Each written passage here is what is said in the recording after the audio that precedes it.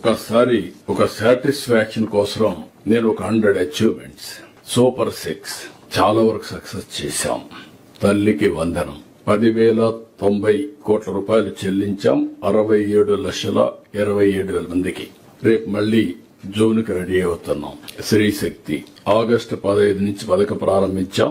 ఇప్పటి వరకు మే 6 వరకు 63,61,00,000 మంది ప్రయాణాలు చేశారు.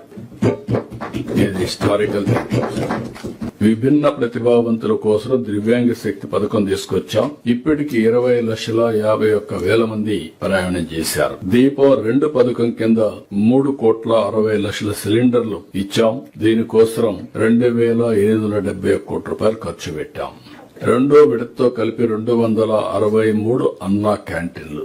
మే 6కి 9,15,00,000 మంది అర్హులకు భోజనం పెట్టే పరిస్థితి వచ్చాం. ఆకలి తీర్చే పరిస్థితికి వచ్చాం.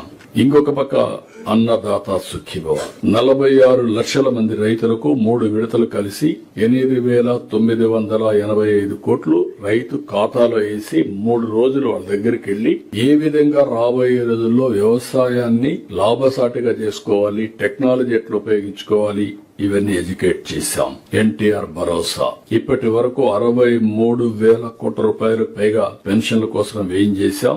సంవత్సరం 33,000 కోట్లు ఖర్చు పెడుతున్నాం. నెలకు 2,700 కోట్ల రూపాయలు 4,000, 6,000, 10,000, 15,000 రూపాయలు పెన్షన్ ని మొదటి తారీఖున పేదల సేవలో డిస్ట్రిబ్యూట్ చేసే ఏకైక ప్రభుత్వం ప్రపంచంలో ఆంధ్రప్రదేశ్ ప్రభుత్వం. ఇంకో పక్క మత్స్యకార భరోసా ఏడాదికి 20,000 చొప్పున 1,25,000 మందికి 250 కోట్లు ఇస్తున్నాం. ఈ నెలలోనే మళ్లీ ఈ కార్యక్రమాన్ని వాళ్ళకు అందజేస్తాం. ఆటో డ్రైవర్ల సేవలో ఏడాదికి 15,000, 436 కోట్లు జమ చేస్తున్నాం. 2,90,000 మందికి లబ్ధి వచ్చింది. ఇటీవల వాళ్ళ ఆనందం చూస్తే ఒకప్పుడు మాకు వచ్చే డబ్బులు సగం రోడ్లు రిపేర్ల వల్ల, రోడ్లు బాగోలేని దానివల్ల ఆటో రిపేర్లకు అయిపోయేది. ఇప్పుడు ఆ ఎక్స్పెండిచర్ లేకుండా మాకు కాస్తో మిగులుతుందని వాళ్ళు ఆనందంగా ఫీల్ అయ్యే పరిస్థితికి వచ్చారు.